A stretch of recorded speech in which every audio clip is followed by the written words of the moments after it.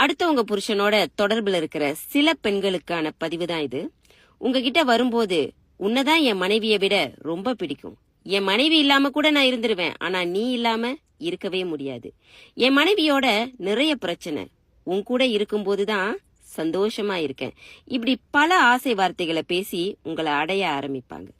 ஆனா சில நாட்களுக்கு பிறகு உங்களையும் அவங்க மனைவியையும் ஒப்பிட்டு பார்க்க ஆரம்பிப்பாங்க. என் மனைவி கட்டொழுக்கமானவ, ஆனா இவ நடத்த கெட்டவ அப்படிங்கறத மனசுல பதிய ஆரம்பிப்பாங்க.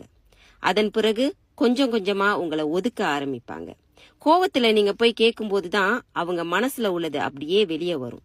நீ ஒரு நடத்த கெட்டவ, விபச்சாரி அப்படின்னு. தனியா வாழ்ந்தாலும் தன்மானத்தோட வாழ கத்துக்குங்க. பெண் என்பவள் பூயில்லையே, பூகம்பம் நேர்ந்திடும் வேளையிலே, பெண் என்பவள் தேன் இல்லையே, பேய் வந்து தீண்டும் சூழலிலே.